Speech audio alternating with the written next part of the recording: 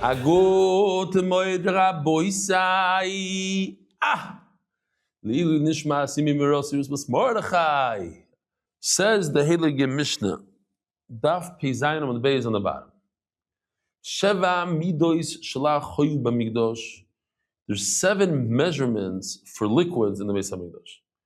We just finished talking about the 2 or 3 measurements for solids, for flour. Now we're talking about the different measurements for liquids. The Gemara is going to tell us what you need each and every one. Hin. So we start off, the Tana starts off with the largest one. Hin, v'chatzi hin. So hin, according to the Chazon Ish, hin is about 7 liters. Chatzi hin will be 3.5 liters. So that's the most churmadik shear. Here it is. You have the hin, which is 7 liters, and it goes all the way down to 1/4 of a lug, which we call today a revius. So says the Mishnah, you start off with the largest measurement. The Mishnah starts off, but then we're going to see that according to Rabbi Yehuda, we start off with the lowest measurement. What the nafkamina is, the Gemara is going to say. But over here we start. The largest measurement is about 7 liters according to the Chazon Ish, much less, about 4 liters according to Reb Chaim Na. The chatzi hin, there was a measuring cup that was a half a hin, with half of that measurement. And then you have shlishis ahin, urevius ahin, lakeves yayin, right? Lug, loig, v'chatzi lug, urevius halug, gevaldik. These are the 7. There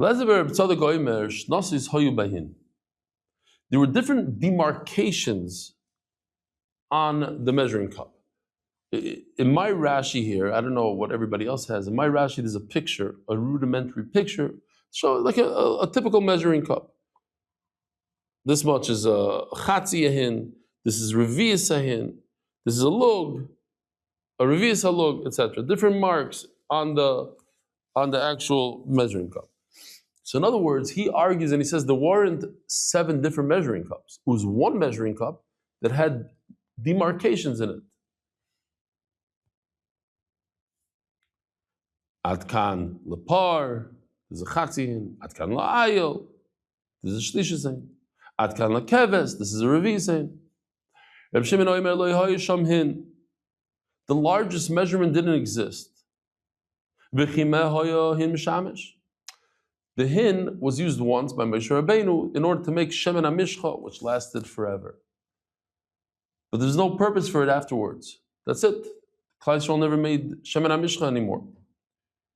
So, but you have to have 7. And the Gemara is going to go into each step. Why do you have to have 7? And why, according to the other man, why do you have it?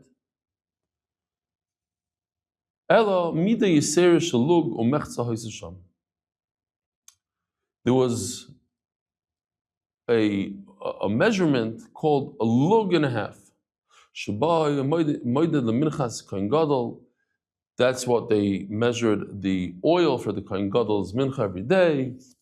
So the 7th measuring cup was 1.5 lug. Tanura 3 lines from the bottom. So now this Tana is going to go from the bottom up. Start from the smallest one. We know the smallest one is a revius. Revius lug. V'chatzi lug, v'lug, u'revius ahin, u'shlishis ahin, v'chatzi ahin, v'hin. Divrei Rabbi Yehuda, so Rabbi Yehuda starts from the bottom up. And now we have a freebie because we had this in the Mishnah. Even the other one was a freebie. Remei oime hin, v'chatzi hin, u'shlishis ahin, u'revius ahin, v'lug, v'chatzi lug, u'revius lug. Rabbi Shimon oimer, loy hoyesham hin. There's no hin. V'chema hin mishamish. What do you need it for? Daf peches amud aleph. Daf chaparayin. Rabbi said daf chapenarayin.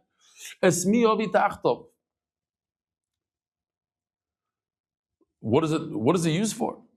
So in fact, there was something else called 1.5 log. I'm telling you, it's a freebie. We read this in the Mishnah. This is for the Kohen Gadol's chavitin, 1.5 log in the morning.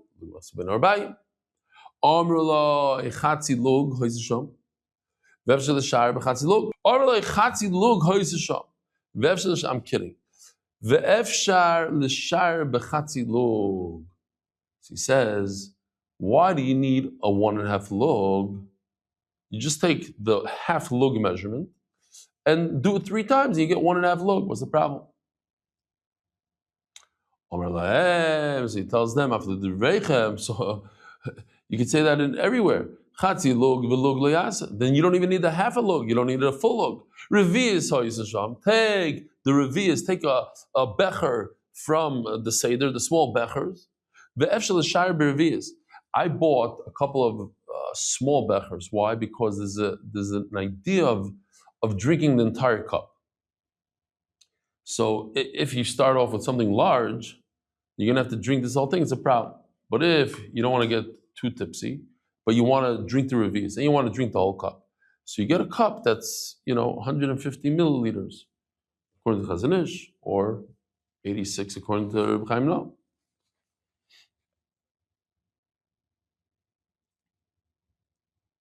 Oh, so he says, according to you, just take a revius, and through the revius, keep on pouring until you get to the shear. You need revius. You know what? He says the reason why you need 1.5 log is because we had a rule in the Beis Hamikdash. You cannot use one measuring device for something else. It has one purpose. You can't try to measure a 1.5 log with a 1 log kli and keep on measuring. It doesn't work like that. We learned in the Mishnah that there was different demarcations, marks, measure like your wife's measuring cup. It says a cup, a half a cup, a quarter cup. So 2 in the Beis Hamikdash, there was one measuring cup. It had different markings. Why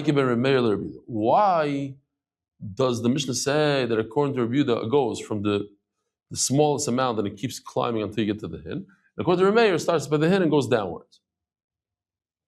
What could be a nafkamina in how we read it? Omer Rabbi Yochanan, Beirutze midois ikebenai.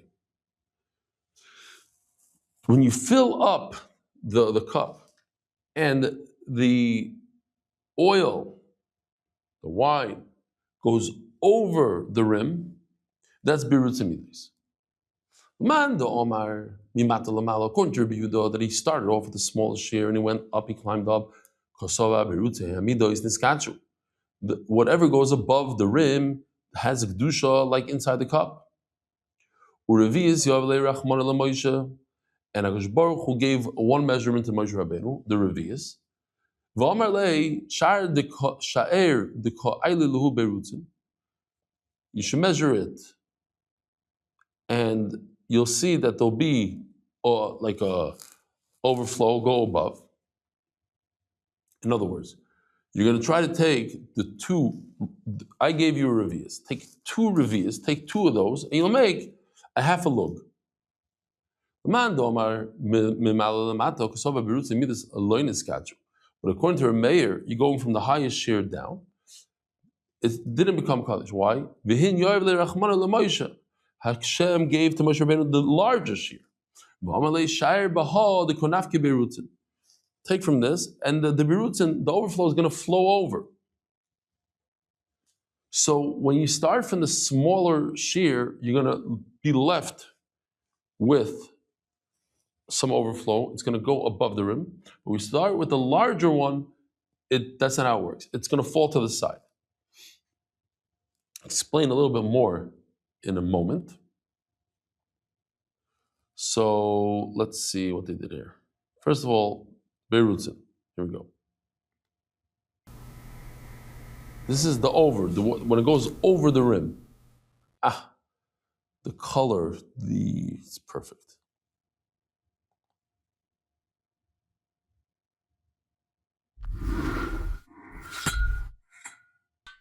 You take 2 revises and you make a chatzi log.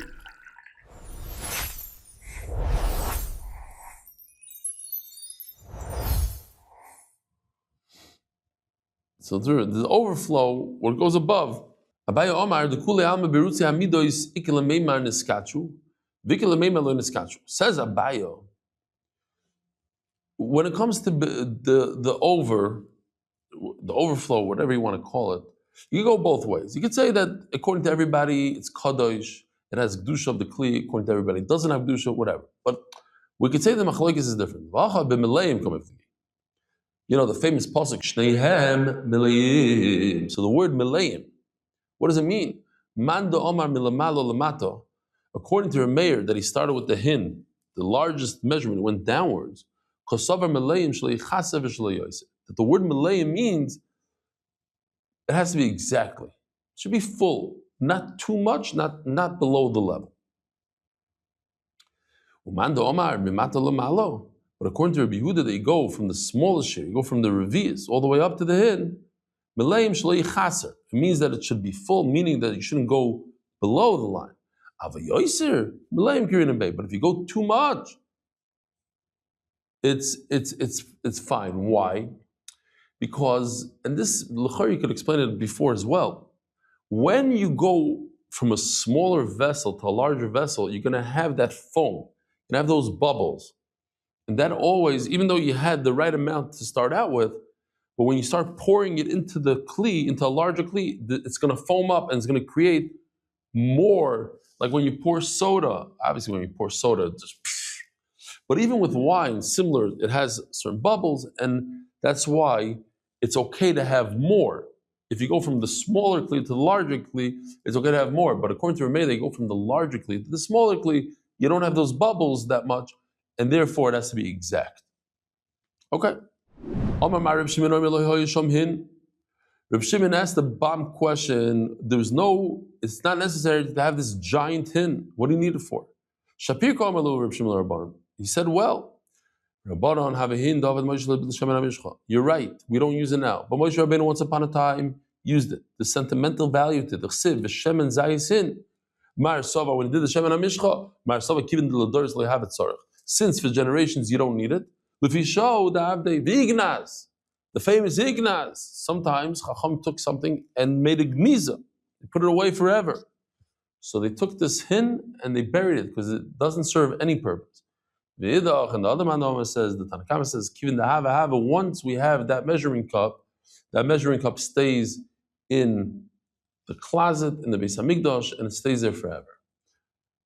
Omar Mar ve'esmi avi tachtov. Reb Shimon says, since I don't have the hin, I got rid of it, so now I'm left with 6 kalim, 6 measuring. So what am I going to do instead?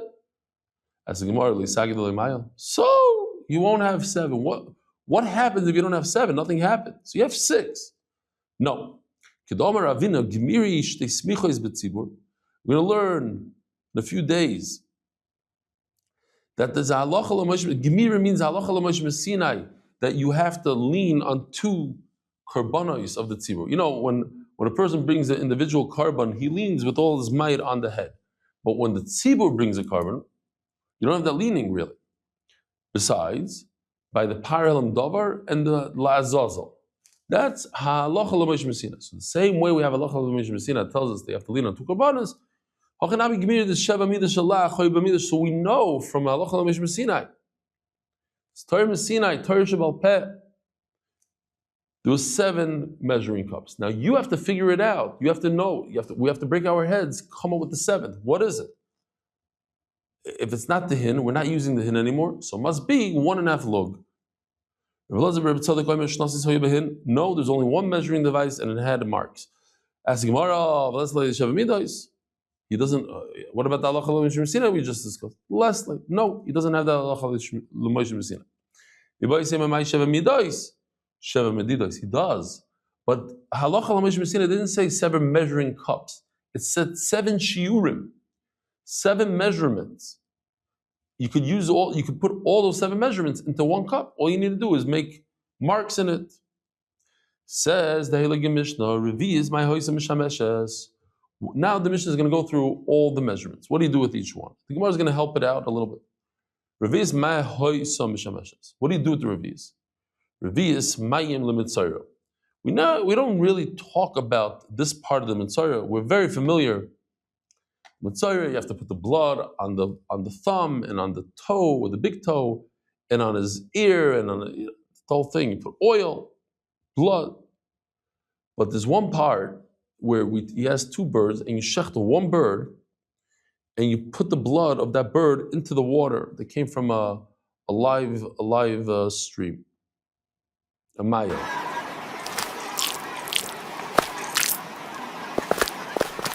Revius mayim lemitzaira. He needs a revius mayim or revius shemen lenazir. So the nazir, here's Rav Turjuman, and he brings chalois, and you need a revius oil in the challah. Chatzi lug ma'ayim shamish. What do you do with the half a lug? Chatzi lug ma'im l'soita. You know, the soita, she comes and her husband brings her, and they take the Megillah with Hashem's name, the psukim, they put it into this water. It was a half a lug of water. The chatzi lug shemen l'toida. The 30 matzah breads, there's 10 chametz, 30 matzah breads get a half a lug of oil. What do you do with the lug? Every mincha gets a lug shemen. Every yisarin gets one lug. Says the Mishnah, afilu mincha shel shishim yisarin noisin la shishim lug. Every yisarin of a mincha gets one lug. So if you're going to make one giant mincha, which is 60 Yisraelim, that's the largest one, we said, that has to be royu lebila. Kala royu lebila, kala ro'ui lebila, ein bila makeves. If you can mix it in that bowl, and the largest amount that you can mix is 60 Yisraelim, so it requires 60 lug shemen. Afilu mincha shel shishim yisar noisin lo shishim lug.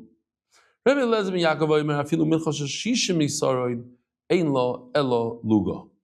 Even a large mincha of 60 Yisraelim of flour requires only one lug of shemen, not 60 lug of shemen. Shenemar, because there's a pasuk lemincha velug shemen. For any mincha, you get one lug shemen. Says the Mishnah, shisha lepar, 6 lug, in other words, a half a hin, because the Mishnah talks about a full hin, half a hin, a quarter of a hin, a third of a hin. So what do you do with a half a hin? That's for the par, which is 6 lug. Arba layil, which is a shlish zahin, goes for the ram.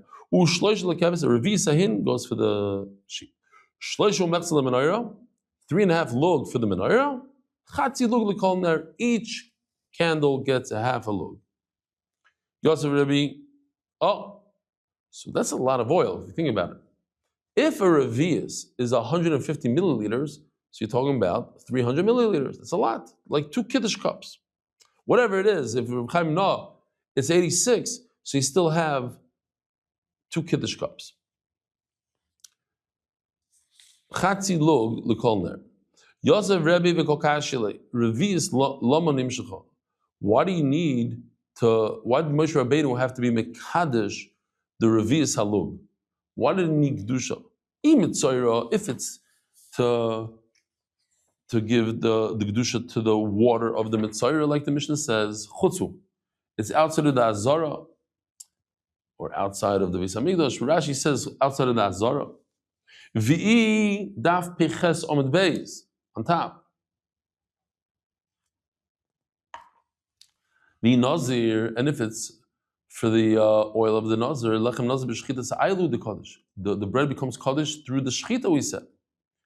Omer Reb Chia sheboya moeded lechaviti kohen gadol. V'yeshemen lekol chala v'chala. It's in order to measure one revius, 1 kiddush cup's worth of oil per each and every challah, and there's 6 challahs in the morning. We said 6 challahs in the afternoon. Each challah got a revius. Kari alei. So and it's interesting. We're going to have in the Gemara a few psukim that the Amoraim was so excited. Kari alei. No, this is Rebbe Chia. Kari alei me'eretz merchok ishatzasi. He comes from a far out country, from Bavel. Ishatzasi. He's a man that gives eitzas. Me'eretz merchok ishatzasi. He comes from a far place and gives me an eitzah. He told me good pshat. Chatzi lug me ha yo mishamish. Yosef Rebbe v'kokashile chatzi lug lo manimshach. So it says in the Mishnah, what do you do with the half a lug? It's for the saita or for the toida. Yosef Rebbe v'kokashile chatzi lug lo manimshach. I saita v'chechulin edetzrich lekadushay. The water, where does the water come from? This is the best I could do. I know we have much better. We have already our stuff, but this I got from Kalalashon. What are we gonna do? It was already Yantiv by Yoshi. He did whatever he could do, and that was it. The water comes from the kiyar, and the kiyar itself has kedusha and it gives and infuses kedusha into the water. So why do you have to be mekadosh it again? It should come straight out of the kiyar, not from the faucet. If it's for the oil of the toida, the breads of the toida become kadosh, like we said before, the same idea, through the shechita of the carbon. You don't need a special kli to be mekadosh. Rebbe, we just had him earlier. Reb Shimon, the son of Rebbe, says, with this half a log, this is how we divided the oil for the menorah. Omar Loi, once again, we have a new pasuk, Ner Yisrael, Kachai. He called him a Ner Yisrael. Ner Yisrael, you light up the candle of Klal Yisrael, Kachoya. That's exactly what it is. Oh, Omar Rabbi Yechon, Omar Rabbi. Ner Shekavsa, what happens if the menorah extinguishes itself in the middle of the night? Nidashan Hashem, now what happens? You know, like your menorah on Hanukkah, the wick, the black wick falls into the oil, it muddies up the oil. Nidashna psila, the wick itself becomes terrible. Okay, so what should he do? Mitiva, you should clean it out. First you clean it out, then you redo the whole thing. Add the oil, add a wick, and you light it, and it's great. Yosef Rebbe Zrika v'Gomen Boyle, so Rebbe Zrika asks, when you fill it up with oil, Kemida Rishona, should you give a half a lug, start all over with the whole half a lug. Or Kemosha Chasra. Or perhaps, let's say, from the half a lug, half of that went down. So now you're left with a revius. You're missing a revius. So pour in a revius. Why start off with the full amount that is already lit for 3-4 hours? Omar Rabbi Yirmi, I'll tell you why. She did the Kemida Rishona. It's obvious they have to start all over again, give it the full amount. Dikimosha Chasra, because if you have to add whatever is missing. If you're gonna, how are you gonna know what's missing? Now, maybe you're gonna measure with one of your measuring cups. You're gonna take whatever's left over and put it into a measuring cup. And now you see in the measuring cup that it's let's say you have a revius. So you know you're missing a revius. Let's say you have a half a revius, so you know you have to put 3/4 of a lug, whatever it is. But you have to measure it in a special measuring device. But that's only good if you have 30, 40 different measuring devices, because every time it extinguishes at different periods of the night, and you have to measure exactly. So ask the Gemara, that can't be. It can't be that you're taking the leftover oil and putting it into a measuring device. It's many, many measuring devices. And that's my raya that we don't have to measure. And just start all over from the beginning. Just put it in a half a lug and Shalom Yisrael. Karalei, he said a third pasuk over here. V'hadarcha tzlach. So Rashi explains v'hadarcha, you take the hadarcha and it's a lotion of chidudim, chidudcha. The hay and the daled are interchangeable. So your sharpness, chidudim, tzlach, rechav al dvar emes, va'anova tzedek. Because you're so sharp, you said a great pshat. Manami and mamish mefurish, a freebie. Omer Rav Omer B'Yechon, B'Amri Lo Omer B'Abba Omer B'Chalina Omer Rebbe. Ner shekavsa. If one of the candles of a menorah goes out, nidashen Hashem and nidashen Psila, and the oil got discolored and the wick is no good. What should he do? Meitiva, he cleans it. V'noisim b'shemen kemida rishoyna, the original amount. You bring a chatzi lug, you pour it in, umadlika, and you light it. Omar Ravuna Bereder Rav Yehuda Omar Rav Sheshes. Ner shebamigdash shel prakam hava.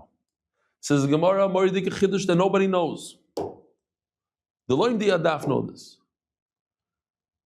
That the menorah was flexible. The gold is very flexible.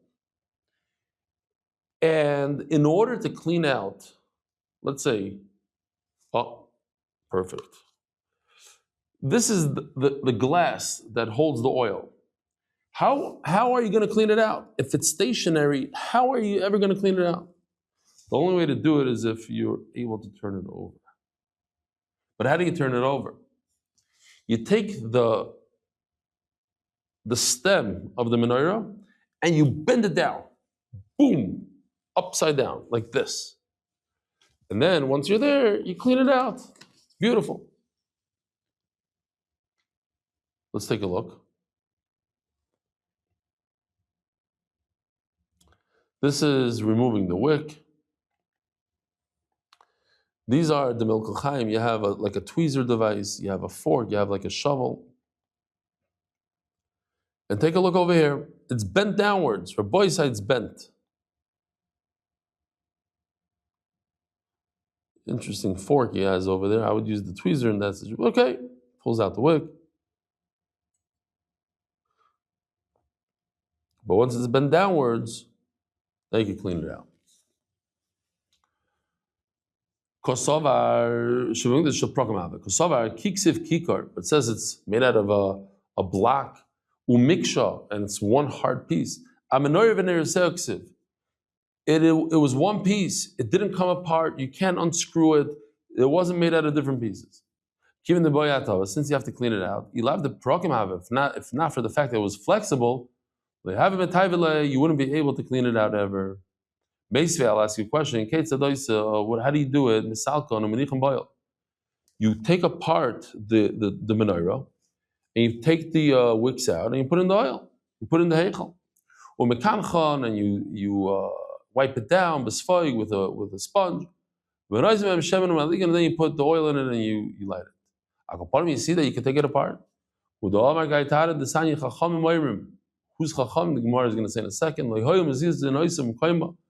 The ner, the top part, never moved. It didn't move. This part stayed stationary.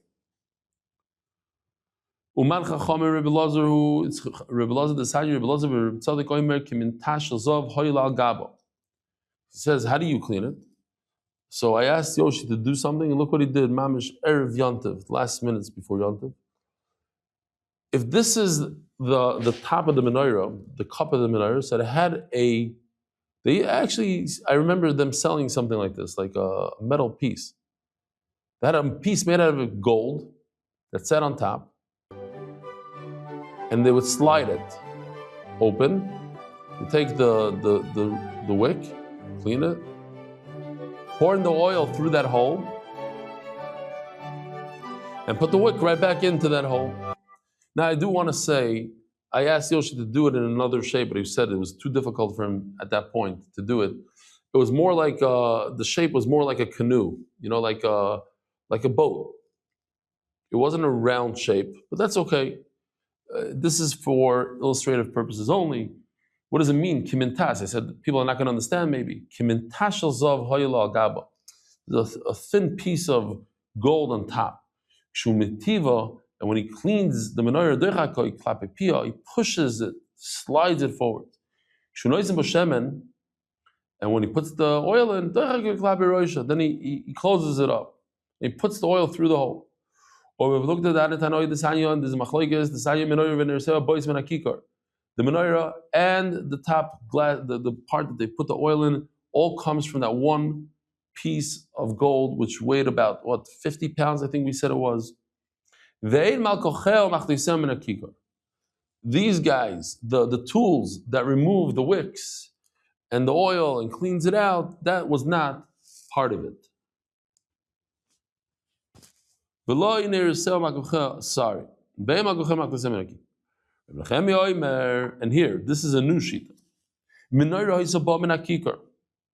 whole menorah came from the big block of gold. It came from the big chunk of gold. And then he says, he sticks in one word. Says Reb Nechem, he sticks in one more thing. He says the actual cup that held the oil was not made out of that kikar.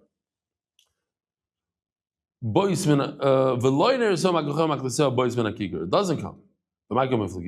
One says that the cup did come and the other one says not. They both agree that the tool's not.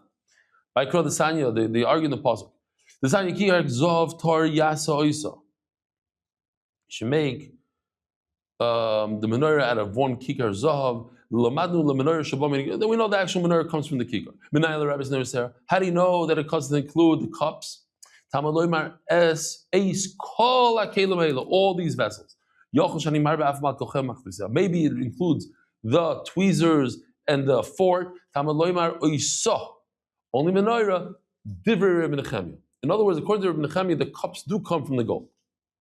As the Gemara, a second ago, we read from Rabbi Nechemia that the cups are not included in that one chunk of gold. And now you're saying it is. You're right. There's two Talmidim, each one thought he heard something else from Rabbi Nechemia. Rabbi Yeshua ben Kachayim menorah ba min hakikar.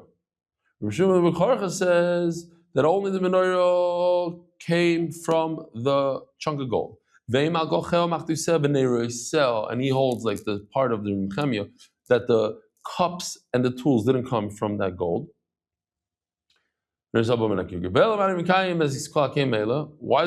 am I going to do with the pasuk? All these vessels. So kalim shel zav. Just the pasuk is just saying they come from gold, but not from the same chunk of gold, from the brick of gold that the menorah is made out of.